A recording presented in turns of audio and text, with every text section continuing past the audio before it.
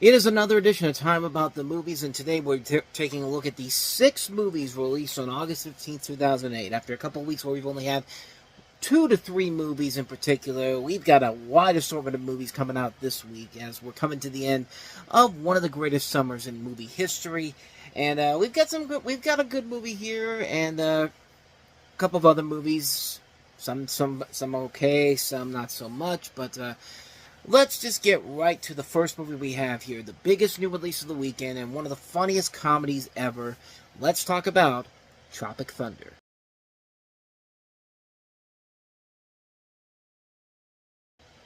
I mean, just what a great movie this is, man. Ben Stiller, Jack Black, Robert Downey Jr., Jay Baruchel, and Brendan T. Jackson star as a group of prima donna actors making a Vietnam War film, and when their frustrated director decides to drop them in the middle of a jungle and dies in an accident, they're forced to rely on their acting skills to survive the real action and danger. And of course, this parodies a lot of war films, you know, the Hollywood studio system, method acting. You have a cast that includes some top names in here: Nick Nolte, Danny McBride, Matthew McConaughey, Bill Hader, Tom Cruise. I mean, this is a great movie, man. This is a film that just right from the get-go, just really, like, right from the get-go, it's just like, okay, you're in on the ride, because they show these impressively funny fake trailers from all the actors in the movie. Like, you have Robert Downey Jr.'s character as this Australian actor who, you know, he has this film with Spider-Man and Tobey Maguire back then. Jack Black's in an Eddie Murphy comedy. Ben Stiller,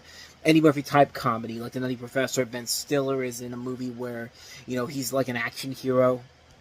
And then you got the young guys in here: Jay Baruchel, Brendan T. Jackson. Brendan T. Jackson, this was actually his first film that he was in that I remember seeing him in.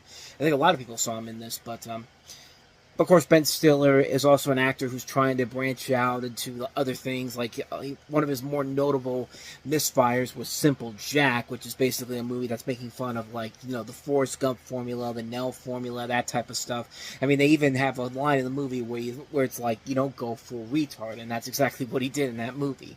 And this movie really is something that just, thank God they got it out when it did, because they could have never made this movie today. I mean, this is kind of like Blazing Saddles in a way. Like, there's stuff in here that really could not be done in today's world. I mean, Robert Downey Jr. is literally in blackface for the majority of the movie, and he's great in it. I mean, this is a performance that was so good. He got nominated for an Academy Award for this, and the Oscars don't usually nominate comedies anymore, especially around this time, but the fact that they saw this and said, oh, we'd be crazy not to give an Oscar nomination for it. I mean, unfortunately, he was competing in the same year Heath Ledger was in there, so yeah, chances of winning that are slim to none. But the fact that they acknowledge this as one of the 5 best supporting performances of the year, man, it's just, I mean, it's just incredible what this movie was able to accomplish. And yeah, this is something that I really think could not be made in today's world. This is one of those last great comedies before everybody just decided that, you know, if you try to be crazy or go dark, it's just, you're gonna get called out for it. I mean,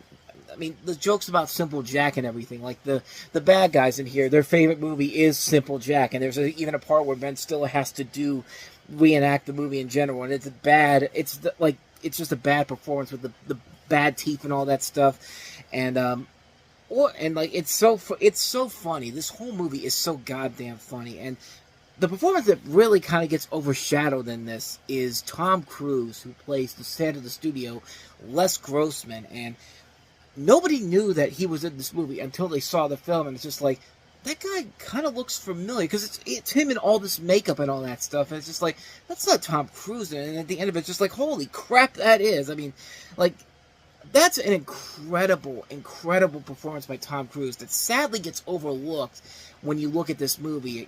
But it's really, really fun to see him just go all out with this, and it's fun to see him make fun of himself. I mean, this was around that time when he was kind of seen as the crazy person. I mean, he wasn't seen as the star, the rebirthing star that he is now with stuff like Top Gun Maverick and the Mission Impossible movies. I mean, this was kind of at a point in his career where, you know, he was coming off of the whole thing with United Artists buying that studio, and doing something like this, showing that he's allowing himself to be funny like this. I mean, it's very, very good stuff. Matthew McConaughey, I mean, this is a great movie for him, coming off of the really bad films he'd been attached to. I mean, this shows that, hey, this guy's got a lot of talent to him. And I mean, the concept overall is just hilarious. I mean, this was the perfect movie to end a really good summer on, because yeah, this was a film that was just so well put together, so hilariously done. Ben Stiller does a fantastic job writing this, directing this, starring in it. Everybody does a great job in this movie.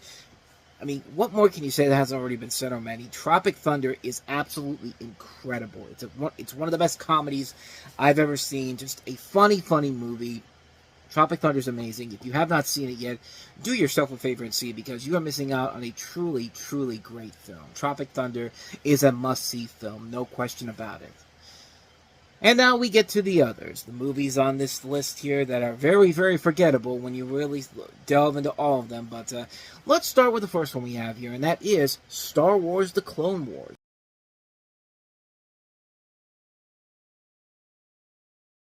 No, not the good Clone Wars, not the Genndy Tartakovsky one. No. This is the pilot episode to the Cartoon Network series, which, okay, it's not the worst thing ever, but it certainly was not as good as the Genndy Tartakovsky one. That one is still the top of the list here. But, I mean, this is basically the feature-length pilot episode that they would show on Cartoon Network. Like, this would be the equivalent to the Foster's Home for Imaginary Friends pilot episode in a way. Because, the story here is that you have Count Dooku and Jabba the Hutt's Uncle Zero orchestrating a plan to turn Jabba against the Galactic Republic by flaming the Jedi for the kidnapping of his son. While Anakin Skywalker, played here by Matt Lanter, and his newly assigned apprentice Ahsoka Tano, played by Ashley Eckstein, attempt to deliver the child back to his father, Obi-Wan Kenobi, and Padme, lead separate investigations to uncover Dooku and Zero's plot. Now, of course, a lot of these people would be involved in whenever Star Wars went over to Disney, such as Dave Filoni, the director of this, who has gone on to become the chief creative officer for Lucasfilms. But the problem with this movie was the fact that the trailer gives you kind of an indication of what they were trying to sell this movie as. They were trying to sell this as the future of Star Wars. Like, this is what Star Wars is supposed to be going forward. And by doing that, you are doing yourself a major disservice trying to save this series that was already on bad terms with the prequels in general. And this is the only Star Wars thing released by Warner Brothers. It was the first time they took Star Wars out of 20th Century Fox into another studio. And yeah, it just didn't work out in their favor, and the thing kind of crashed and burned and really didn't go anywhere. This movie didn't, but of course the show did become a little bit more successful, and especially considering that, that's a series in general, more people were akin to that than this. Like, the problem with this is that this shouldn't have gone to theaters, honestly. If this was a made-for-TV movie, like on Cartoon Network, where this show actually aired, then maybe there could have been something to it. But the fact that they were selling this as the future of Star Wars, and this is the film that they gave us, yeah, I would be pretty peeved too if this was supposed to be hailed as the future of Star Wars, because I would expect so much more from this. But yeah, not much more to say about this one here. Star Wars: The Clone Wars. It was a pretty bad movie overall. It led to a better television series, but just a missed opportunity here. So, with that said, let's continue on the mediocre train, folks, with the next one we have here, Alexandra Aja's Mirrors.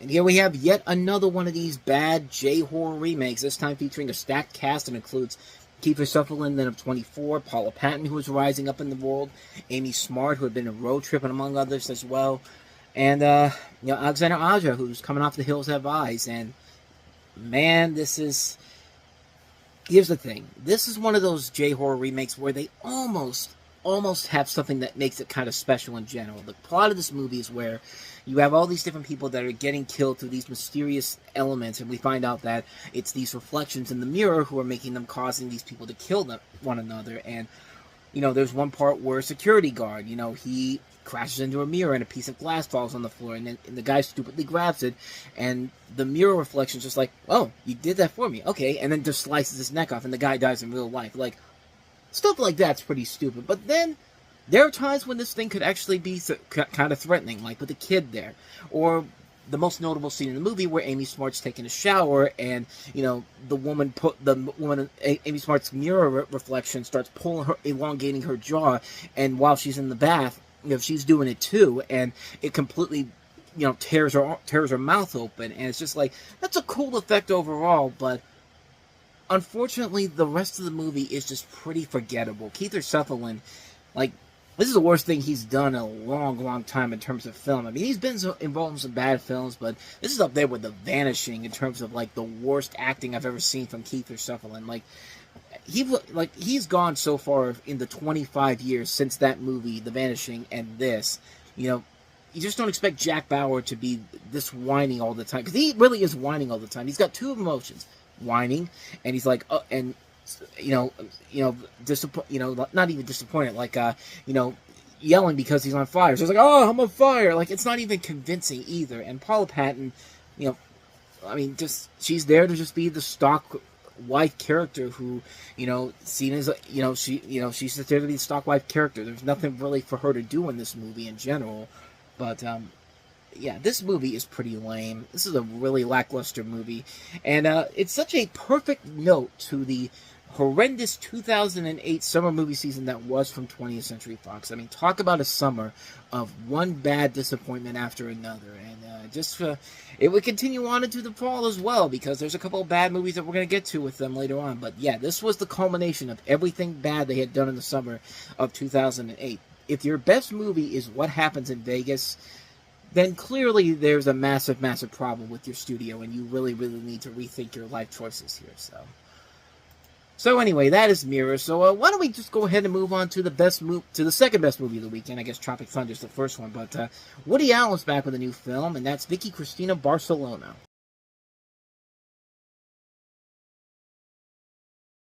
Yet, despite the PG-13 rating, this actually does a lot more that I have to give him a lot of credit for.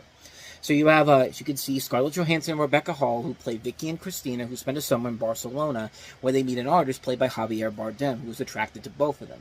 While still enamored of his mentality and his emotionally unstable ex-wife, played by Penelope Cruz, this is a film that obviously is shot in Barcelona and just really is one of Woody Allen's best movies in general. This is a film that just plays well to his advantages. He has a lot of great talent all across the board here. Bardem, Patricia Clarkson's also in here too, Cruz, Rebecca Hall, Scarlett Johansson, Chris Messina, Kevin Dunn. Just really, really good talent all across the board. Penelope Cruz, you can see why she won the Academy Award for Best Supporting Actress, because this is really one of her best performances ever. And it's a really good, heartfelt love story. It's a really good summer storyline. Like, you really get involved with these characters, and you really do want to see the adventures they go on. And, for a PG-13 rating, they get away with a lot in terms of the sex appeal. And, yeah, it definitely... I mean, you got a movie where there's a three-way between Bardem, Johansson, I think it's, can't even remember if it was Hall or Cruz. No, it was Penelope Cruz. I mean, how can I forget a scene where Scarlett Johansson and Penelope Cruz kiss? I mean, that's something I probably should not forget. But again, it's been a while since I've seen this movie, so. But it's a really good movie. It's a film I really like a lot. It's definitely one of Woody Allen's best movies, no question about it.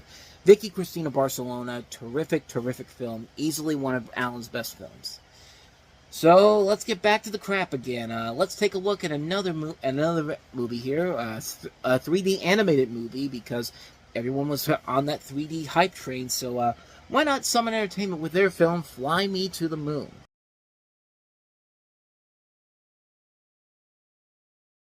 And now you see why not every 3D animated movie was worth seeing in the theater, because, my god, that movie looked absolutely horrible. From the bad animation to the the choppiness of it, to the characters who are just basic stock characters. I mean, it's the Alvin and the Chipmunks syndrome. You got to have, the leader of the group. You got to have the smart one, and you got to have the fat kid. I mean, it's pretty much that. And the idea is pretty interesting. You have a film that's a fictionalized retelling of the Apollo 11 mission, incorporating a story of three young flies that stow away on the rocket to fulfill their dreams of going up to the moon, while their families take on a group of Soviet flies who try to sabotage the mission. But then again, when your cast list includes Kelly Ripa, Christopher Lloyd, Nicolette Sheridan, and Tim Curry, chances are you're not in for a real good treat. And even Tim Curry, as much as Tim Curry can usually elevate a film to another level, like, you don't go to an animated movie to see the highlight names of Kelly Ripa and Nicolette Sheridan. But Buzz Aldrin's also in the movie too, I guess, so... Yeah, this is a pretty bad movie. I don't think I need to tell you why. I mean, you could see it in that trailer alone. It's just a really bad-looking film. It's a terrible-looking film. It's very choppy. It's not well put together. It's a lazy, lazy film. So, Not much more to say about that one, so let's just go ahead and move on to the last one we have here. Henry Poole is here.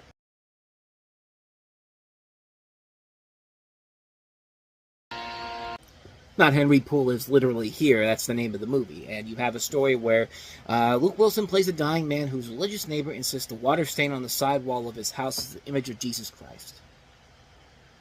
That's all that happens. That's basically the movie. I mean, this is a film that has kind of a really lame premise overall. Yeah, it's got a lot of good actors in here. Luke Wilson, Radha Mitchell, Adriana Barraza from Babel, Cheryl Hines, George Lopez, Richard Benjamin. But that's all it is, man. This is directed by Mark Pellington, who did U2 3D, which we talked about earlier in the year. But then again, he also did the Mothman Prophecy. So yeah, take that for what you will. But it'd be fine if there was something interesting to this. But Overture Films overall, I mean, we've talked about some of their movies before.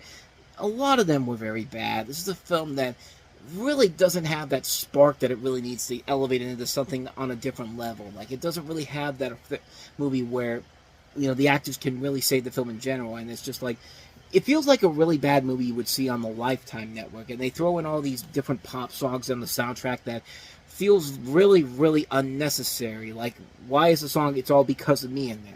That's just one of the songs that they're in there. They throw Bob Dylan songs in there. They throw other songs that you're familiar with.